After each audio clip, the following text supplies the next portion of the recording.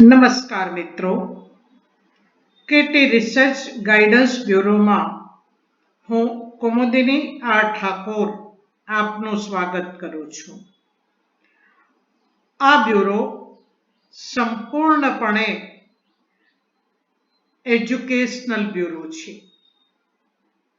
એમાં under graduate અને master ડિગ્રીમાં જે વિદ્યાર્થીઓ અભ્યાસ કરે છે એના જુદા જુદા વિષયોની સંપૂર્ણ જાણકારી આપવાનો છે. ઉપરાંત જે વ્યક્તિઓ સંશોધન કાર્ય કરવા માંગે છે એ વ્યક્તિઓને સંશોધન શું છે ત્યાંથી લઈને પોતાના સંશોધન કાર્યનો રિપોર્ટ કેવી રીતે તૈયાર કરવો, કયા વિષયો પસંદ કરવા અને એ વિષયમાં સંશોધનની કામગીરી કેવી રીતે આગળ ધપાવવી એનો સંપૂર્ણ ચિતાર આપવાનો છે.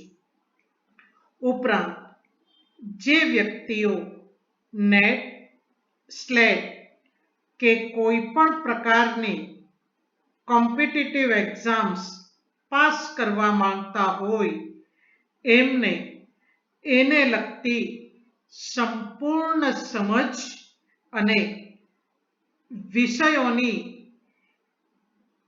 સંપૂર્ણ સામગ્રી પૂરી પાડવાનો છે.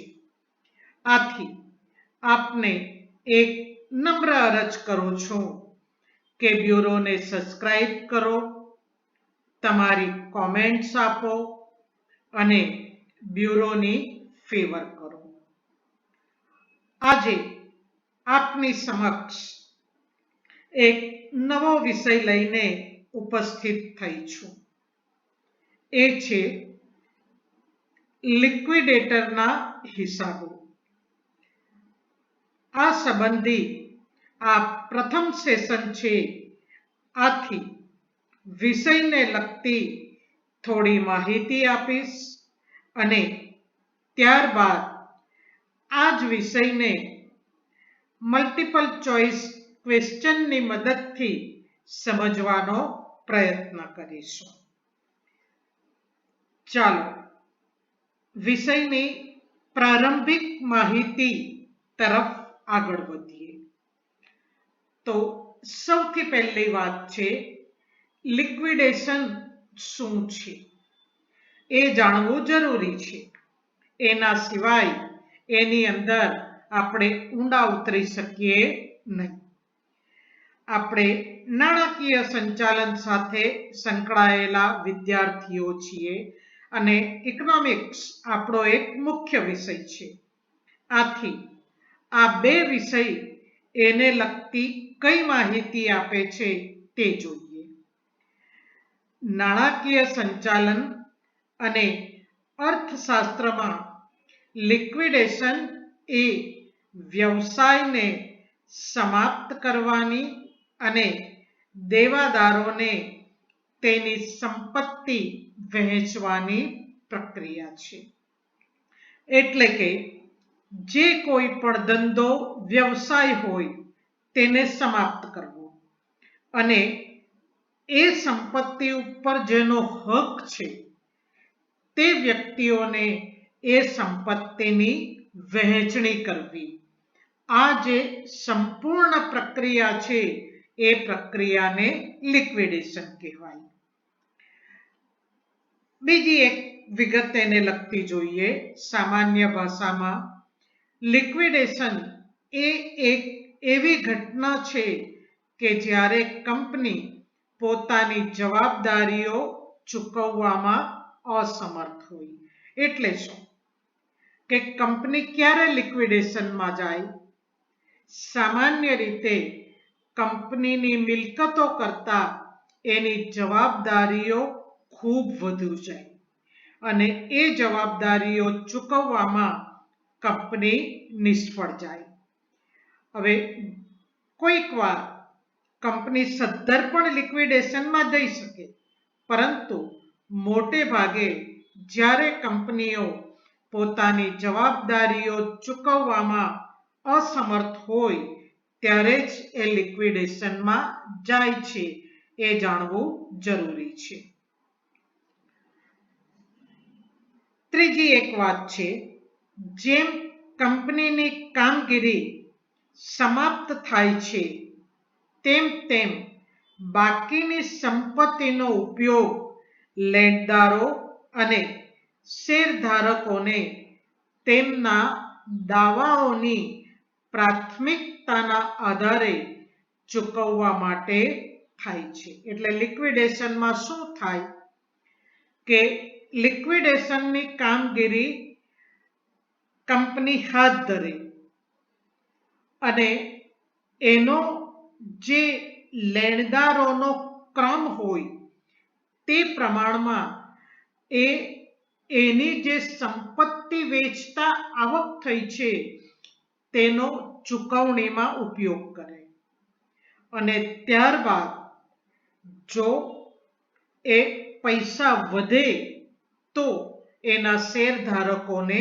ચૂકવવામાં આવે. હવે જ્યારે આપણે લિક્વિડેટરના હિસાબો સમજીએ ત્યારે પ્રાથમિકતાનો ક્રમ સમજવો એકદમ જરૂરી છે. આથી એ વસ્તુ આપણે શું છે તે સમજીશું. હવે કંપનીનું વિસર્જન એટલે શું? વિસર્જન એટલે કંપનીનો ધંધો બંધ કરવો. જેમ ગણપતિ વિસર્જન કરીએ તેમ. ગણપતિ વિસર્જન કરીએ એટલે પહેલી સ્થાપના કરી અને ત્યારબાદ એનું વિસર્જન કરીએ. એટલે કંપનીની પણ સ્થાપના થઈ અને એનો ધંધો બંધ કરીએ તેને વિસર્જન કહીએ. અને કંપનીની મિલકતો વેચી દેવાની ચૂકવણી કરવી અને આમ કરતા જો નાણાં વધે તો સભ્યોને પરત કરવા. એટલે કંપની ધંધો કરતી હોય તે ધંધો બંધ કરવામાં આવે અને એની પાસે જે મિલકતો છે તે વેચવામાં આવે. એ મિલકતો વેચીને એની જવાબદારીઓની ચૂકવણી કરે એના ક્રમ મુજબ અને એ બધી ચૂકવણી કર્યા પછી જો નાણાં વધે તો એના સભ્યોને એટલે શેરધારકોને પરત કરવામાં આવે. આ આખી પ્રક્રિયા વિસર્જનની અંદર સમાવી લેવામાં આવે છે. હવે લિક્વિડેટર એટલે શું તે સમજીએ. લિક્વિડેટર એટલે એવી વ્યક્તિ જેની નિમણૂક ફડચામાં ગયેલ કંપનીની મિલકતોનો નિકાલ કરી કાયદા મુજબ જવાબદારી ચૂકવી આપવા માટે કરવામાં આવી હોય. જ્યારે કંપની ફડચામાં જાય ત્યારે એક વ્યક્તિની નિમણૂક કરે. એ વ્યક્તિ આ સંપૂર્ણ કામગીરી કરે એને લિક્વિડેટર કહેવાય. એ શું કામગીરી કરે? મિલકતોનો નિકાલ કરે એટલે મિલકતો વેચે અને એ મિલકતો વેચ્યા પછી એને જે પૈસા મળે તે એ જવાબદારી એના ક્રમની અંદર ચૂકવે. એના બદલામાં એને કમિશન મળે. એને લિક્વિડેટર કહેવાય. હવે જોઈએ કે કંપની લિક્વિડેશનમાં જાય છે તેના મુખ્ય કારણો કયા હોઈ શકે. કારણો તો ઘણા બધા હોય પરંતુ અહીંયા આપણે જે અગત્યના કારણો છે તેની ચર્ચા કરીશું. તેમાંનું પહેલું કારણ છે કંપની પોતાનો ધંધો અન્ય કોઈ કંપનીને વેચી દે.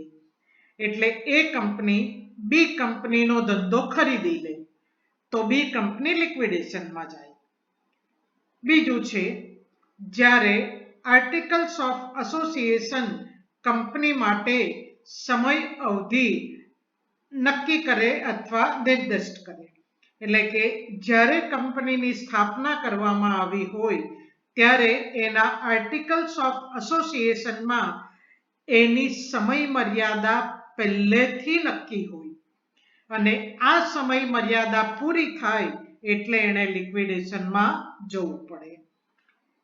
ત્રીજું એક કારણ છે કંપનીની સ્થાપનાના હેતુઓ પૂર્ણ થઈ ગયા હોય, એટલે કે કંપની જે ઉદ્દેશથી શરૂ કરવામાં આવી હોય તે ઉદ્દેશ એના પૂર્ણ થઈ ગયા હોય તો એને લિક્વિડેશનમાં લઈ જવામાં આવે. એનું બીજું એક અગત્યનું કારણ છે કંપનીની નાણાકીય સ્થિતિ એટલી હદે બગડી છે કે વ્યવસાય ચાલુ રાખવો શક્ય ના હોય, અને આ એક અગત્યનું કારણ છે. એટલે કંપની ઘણા વર્ષોથી ખોટ કરતી હોય અને ખોટ એટલી બધી વધી જાય કે એને કોઈ પૈસા આપે નહીં, કોઈ બેંક પણ ના આપે, કોઈ વ્યક્તિ માલ ઉધાર પણ નહીં આપે, તો એ સંજોગોમાં કંપની પોતાનો ધંધો ચાલુ કેવી રીતે રાખે? એટલે ત્યારે પણ એ લિક્વિડેશનમાં જાય. હવે લિક્વિડેશન જવા માટેની પદ્ધતિઓ છે તે as per section 270 of companies act 2013 તેના મુતાબિક પહેલું છે ટ્રિબ્યુનલ દ્વારા વિસર્જન અને બીજું છે સ્વૈચ્છિક વિસર્જન. હવે ટ્રિબ્યુનલ દ્વારા પણ વિસર્જન થાય અને સ્વૈચ્છિક પણ થાય. ચાલો એની જાણકારી થોડી ડિટેલમાં મેળવીએ. તો ટ્રિબ્યુનલ દ્વારા વિસર્જનના સંજોગોમાં પહેલું છે ખાસ ઠરાવ પસાર કરવામાં આવે. કંપનીની સભામાં એક ઠરાવ પસાર કરવામાં આવે કે કંપનીને હવે લિક્વિડેશનમાં લઈ જવી છે અને બધા સંમતિ જાહેર કરે ત્યારે લઈ જવામાં આવે. ત્યારબાદ રજિસ્ટ્રારને વૈધાનિક રિપોર્ટ પહોંચાડવામાં અસમર્થતા. દરેક કંપનીએ પોતાનો વૈધાનિક રિપોર્ટ રજિસ્ટ્રારને જમા કરાવવાનો હોય છે. એમાં અસમર્થતા હોય તો પણ આ બની શકે.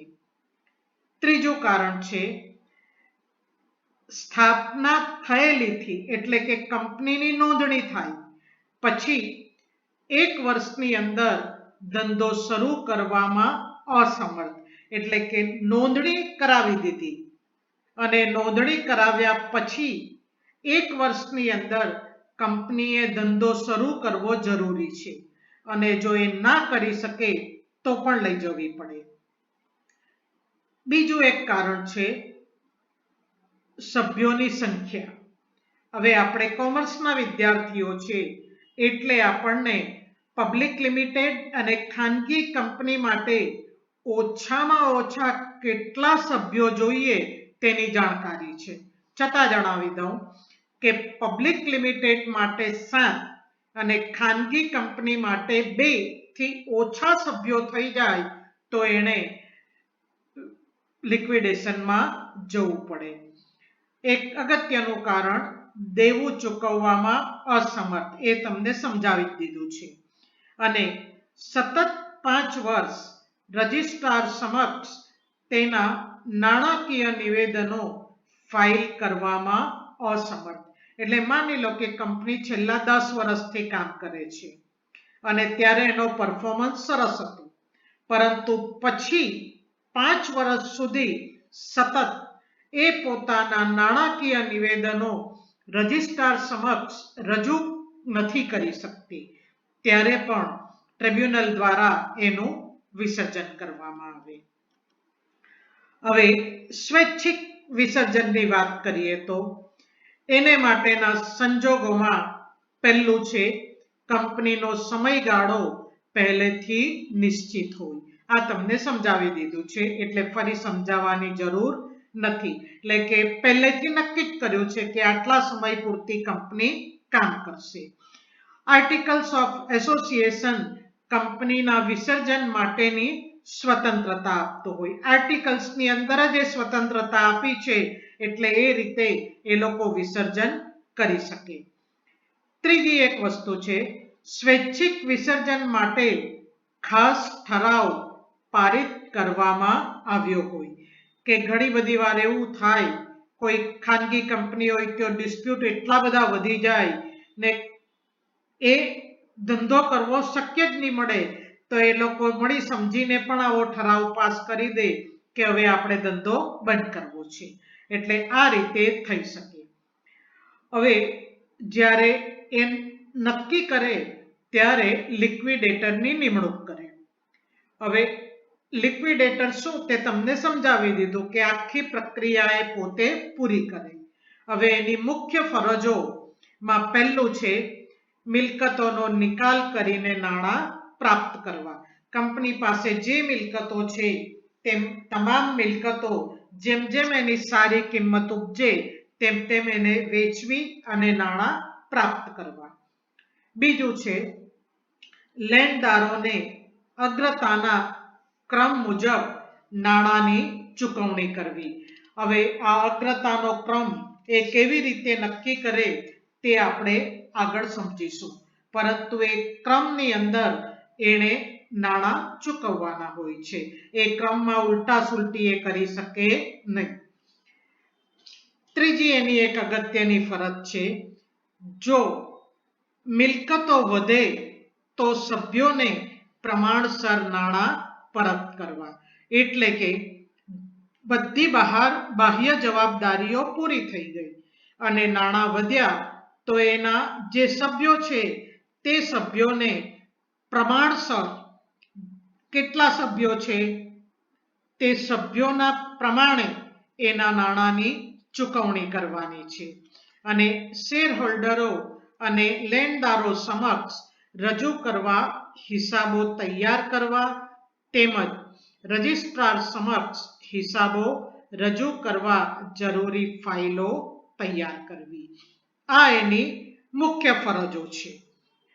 આગળ ચાલીએ તો લિક્વિડેટર દ્વારા ચૂકવણી. તમને જે ક્રમની વાત કરી તે વાત કરીએ કે લિક્વિડેટરની જાવક કઈ કઈ હોય. લિક્વિડેટર મિલકત વેચે એટલે એને પૈસા મળે.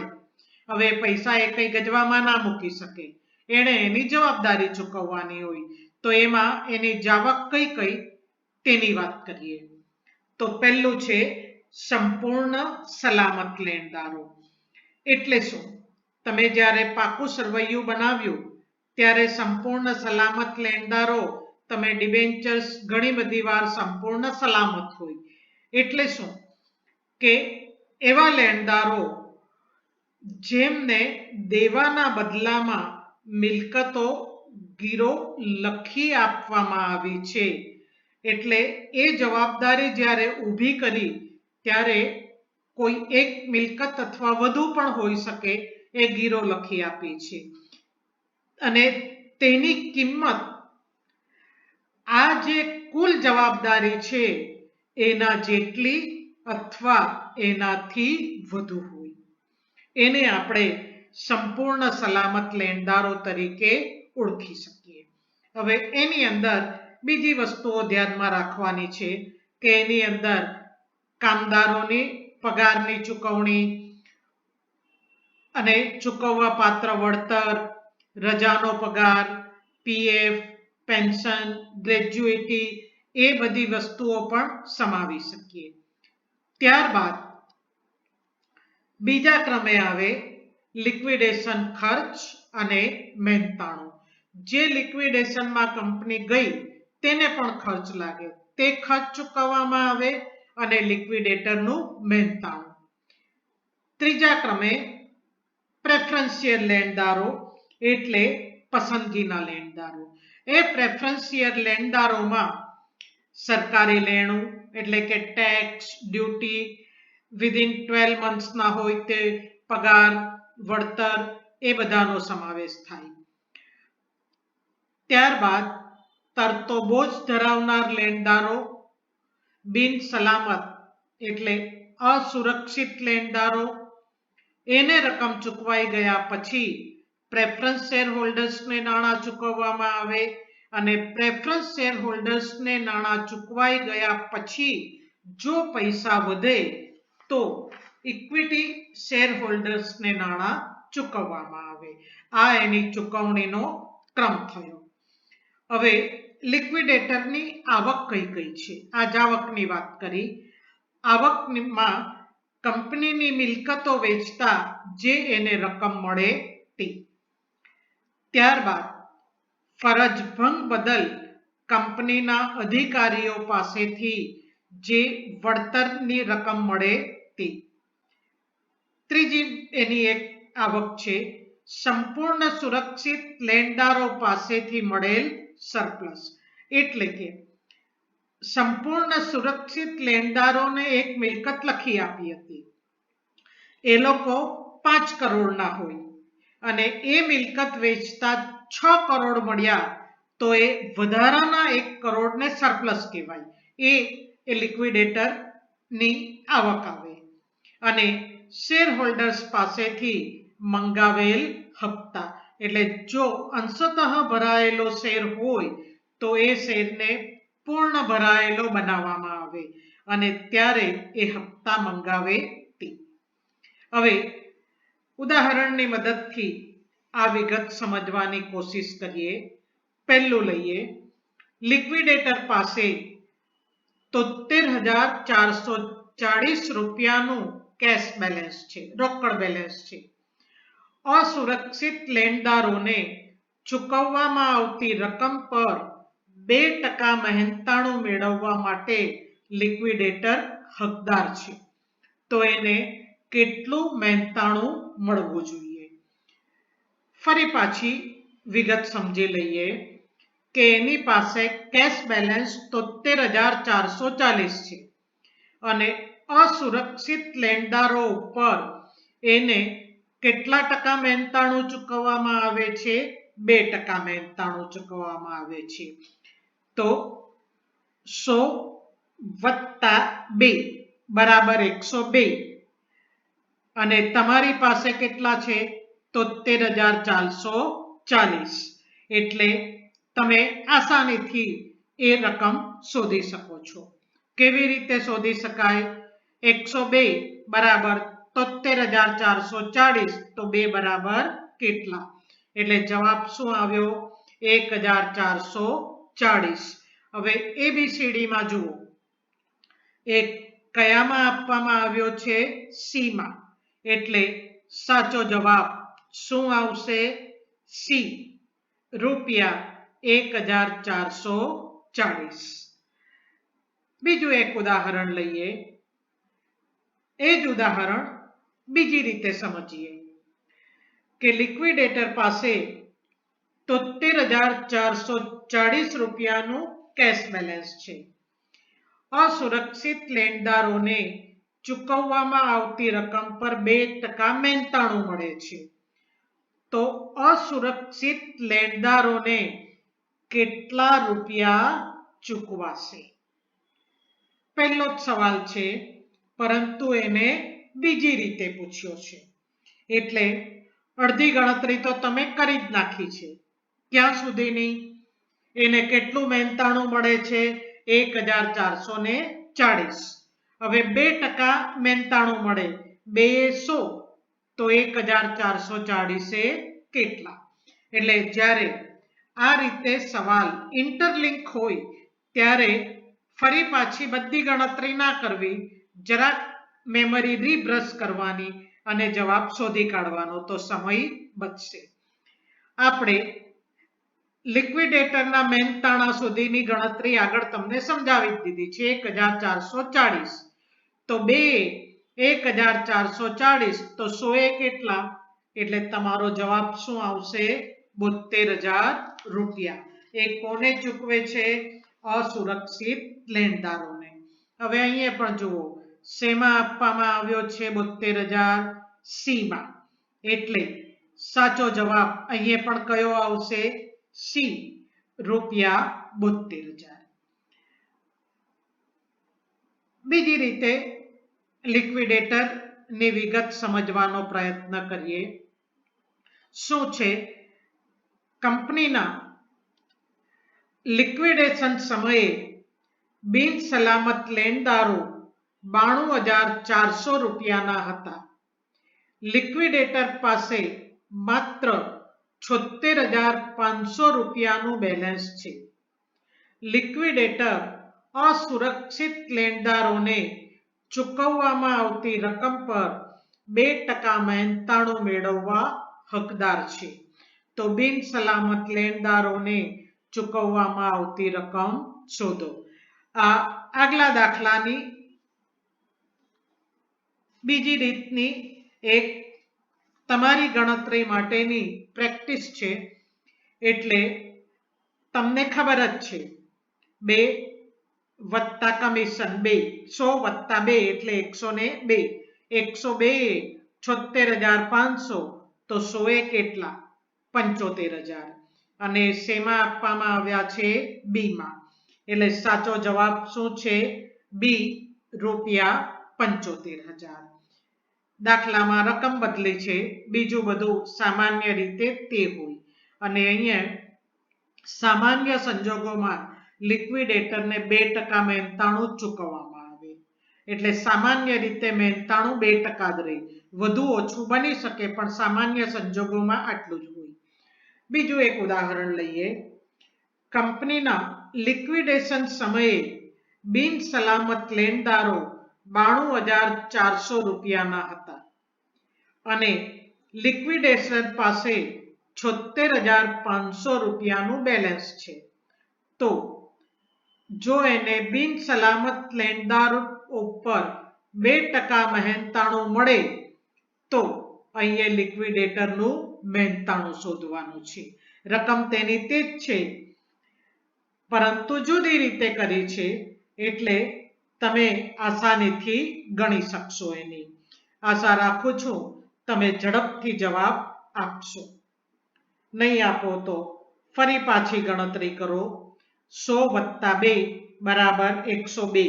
102 એ 76,500, તો 100 એ કેટલા? એટલે તમને લિક્વિડેટરની મળશે રકમ. અને ફરી પાછા ગણી કાઢો. 100 એ 75,000, તો 2 એ કેટલા? કેવી રીતે શોધાશે? 100 + 2 એટલે 102. 102 એ 76,500, તો 100 એ કેટલા? 75,000 આવ્યા. અને 75,000 તો 2 એ કેટલા? લિક્વિડેટરનું કમિશન તમને મળશે ₹1,500. ABCD જુઓ કયામાં છે?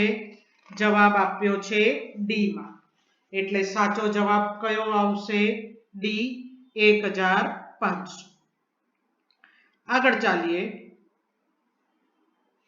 એબીસી લિમિટેડ 1 સપ્ટેમ્બર 2021 ના રોજ સ્વૈચ્છિક લિક્વિડેશનમાં ગઈ. તે દિવસનું પાકું સરવૈયું નીચે મુજબ માહિતી આપતું હતું. શું માહિતી છે? કુલ લેણદારો 1,35,000. લેણદારોમાં પ્રેફરન્શિયલ લેણદારોનો સમાવેશ થાય છે તેવા કેટલા? 5,000. રોકાણો ગીરવે મૂક્યા છે એવા લેણદારો કેટલા છે?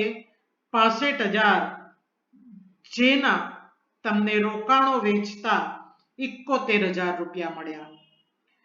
₹25,000 લેણદારોને 3% ઓછા ચૂકવવામાં આવે છે અને ₹10,000 લેણદારોને 35% ઓછા ચૂકવવામાં આવે છે. તો બાકીના લેણદારોને સંપૂર્ણ ચૂકવણી કરવામાં આવી છે. તો શું શોધવાનું છે? બાકીના લેણદારો કેટલા છે? એટલે ઘણી બધી વાર તમારો દાખલો નાનો પણ હોય અને કોઈ વાર મોટો પણ હોય. એટલે નાનો હોય તેની ઝડપથી ગણતરી કરવાની કે જેથી કરીને જો રકમ 3 થી વધારે હોય તો તેની ગણતરી તમે સારી રીતે કરી શકો. અહીંયા જુઓ તમારી પાસે કુલ લેણદારો કેટલા છે? 1,35,000. એની અંદર 5,000 પસંદગીના છે એટલે પ્રેફરન્શિયલ છે. એ તમે બાદ કરો એટલે કેટલા રહ્યા? 1,30,000. 1,35,000 માંથી 5,000 બાદ કરો તો 1,30,000. હવે ગીરવે મૂકેલા કેટલા છે 65,000 એ બાદ કરો 1,30,000 માંથી 65,000 જાય એટલે બાકીના કેટલા રહ્યા 65,000. હવે તમે 25,000 ના લેણદારોને 3% ઓછા ચૂકવો છો એટલે 25,000 ના 3% ઓછા અને 10,000 ના ને 35% ઓછા એટલે કેટલા ચૂકવો છો તે શોધી કાઢો. આટલી ગણતરી કરશો એટલે તમને બાકીની રકમ સહેલાઈથી મળશે. દાખલો લાંબો છે એટલે ચાલો ગણતરી તમને સમજાવી દઉં. તમારા કુલ લેણદારો 1,35,000, તેમાં પસંદગીના 5,000 તો બાકી કેટલા રહ્યા 1,30,000. એમાં સલામત 65,000 તો બાકીના બિન સલામત 65,000 ના રહ્યા. હવે તમારા 25,000 ના લેણદારોને 3% ઓછા આપો એટલે 750 રૂપિયા ઓછા આપો તો ચૂકવો કેટલા 24,250.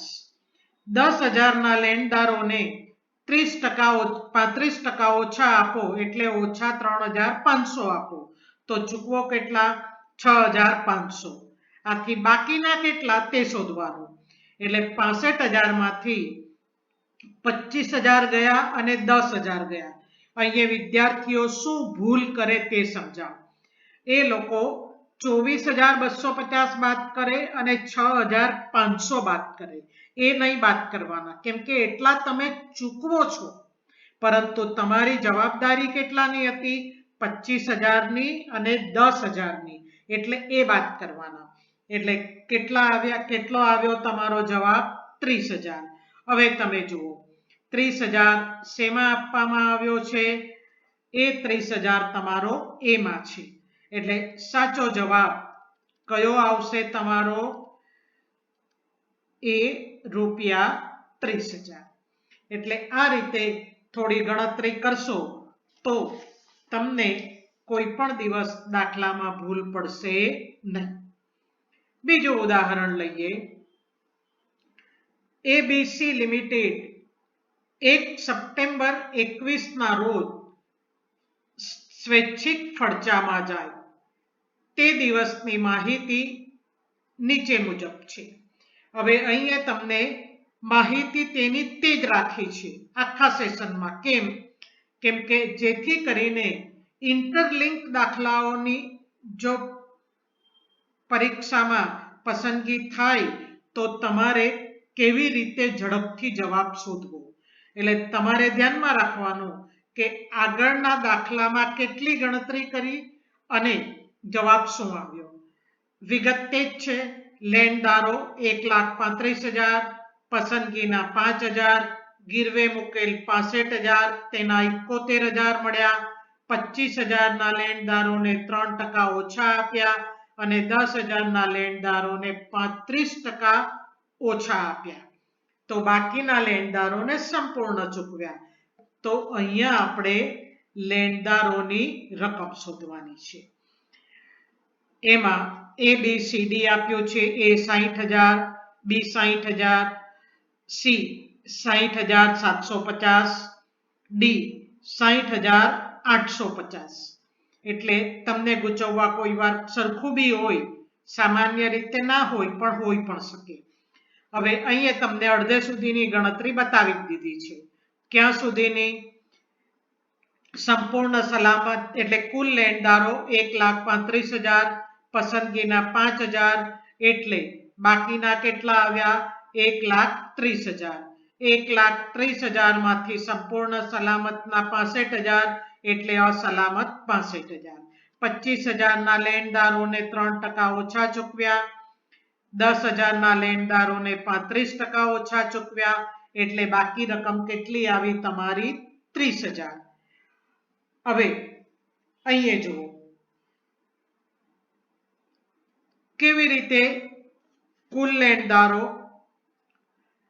24,250 ચૂકવ્યા, 6,500 ચૂકવ્યા અને 30,000 એ ત્રણનું ટોટલ મારો એટલે કેટલા આવશે 60,750. તમને ABCD કહી દીધું છે એટલે 60,750 શેમાં છે? C માં. એટલે સાચો જવાબ કયો આવશે? સી 60,750. બીજું એક ઉદાહરણ લઈએ. એબીસી લિમિટેડ 1 સપ્ટેમ્બર 2021 ના રોજ સ્વૈચ્છિક લિક્વિડેશનમાં ગઈ. તેની માહિતી આપે છે. તેમાં તમને કુલ ખાધ અથવા તૂટ કેટલી છે તે શોધવાની વિનંતી કરે છે. 1000 ઇક્વિટી શેર, દરેક રૂપિયા 100 80 ભરાયેલા છે એવા 80,000. 700 ઇક્વિટી શેર, દરેક રૂપિયા 100 60 ભરાયેલા એટલે 42,000 રૂપિયા. 800 ઇક્વિટી શેર, દરેક રૂપિયા 100 40 ભરાયેલા એટલે 32,000. અને કુલ મળેલ રકમ 1,91,500 અને ચૂકવણી 2 લાખ રૂપિયા. તો તમારે શું શોધવાની છે? તૂટ અથવા ખાધ શોધવાની છે. તો કેવી રીતે શોધાય? કુલ મળેલ એમાંથી આપણે કુલ ચૂકવણી જોઈએ. કુલ તૂટ ત્યારે જ હોય કે જ્યારે ચૂકવવાની રકમ કરતા મળેલ રકમ ઓછી હોય.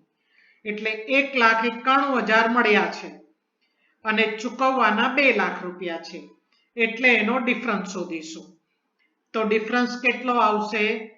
8,500 રૂપિયા. અને તમારે આપવાના રૂપિયા કેટલા છે? 80,000 વત્તા 42,000 વત્તા 32,000 વત્તા તમારે કોઈ બીજી રકમ આપવાની હોય તો તે 8,500 નો ડિફરન્સ આવ્યો તે. એટલે કુલ કેટલા આવે એ આ ચારનું ટોટલ મારો. ચાલો ગણતરી બતાવી દઉં. કુલ મળ્યા 1,91,500 અને ચૂકવવાના 2 લાખ એટલે ખાધ કેટલી આવી? 8,500. હવે આપવાના કેટલા? 80,000 વત્તા 42,000 વત્તા 32,000 વત્તા ડેફિસિટ 8,500 એટલે કેટલી આવી? 1,62,500. એ જુઓ શેમાં આપવામાં આવી છે? સીમાં 1,62,500. એટલે સાચો જવાબ શું આવશે? સી 1,62,500. હવે આ જ દાખલાને થોડી જુદી રીતે સમજીએ. કઈ રીતે? વિગત તેની તે જ છે, પરંતુ તમારે શું શોધવાનું છે? મૂડી તૂટની રકમનું પ્રમાણ. એટલે આ પ્રમાણ અગાઉની ગણતરી તો તમારી તેની તે જ રહી, પરંતુ પછીથી જે શેરની વાત છે એની અંદર તમારી થોડીક ગણતરી બદલાઈ જાય. પહેલી 8,500 શોધી કાઢી એટલે કુલ ચૂકવવાના 1,62,500 તે બી તમે શોધી કાઢ્યા છે. હવે જે એની ફેસ વેલ્યુ છે શેરની તે દરેકની 100 છે અને એની અંદર નંબર ઓફ શેર્સ કેટલા છે? 1,700 અને 800 શેર. એટલે પ્રમાણ પણ કેટલું આવ્યું? 10:7:8. એટલે 10:7:8 શેમાં આપવામાં આવ્યું છે? ડીમાં. એટલે સાચો જવાબ શું આવશે? 10:7:8. આશા રાખું છું કે થિયરી પણ સમજાઈ ગઈ હશે અને ઉદાહરણની મદદથી મલ્ટિપલ ચોઇસ ક્વેશ્ચન્સ પણ સમજાયા હશે. હવે આના પછીના સેશનમાં આપણે લિક્વિડેટરના હિસાબો ફરી પાછા વિસ્તારથી સમજીશું. આપને એક નમ્ર અરજ છે, ચેનલને સબસ્ક્રાઇબ કરો, તમારી કોમેન્ટ્સ આપો અને થમ્સઅપ કરવાનું ચૂકશો નહીં. Thank you very much. So nice of you.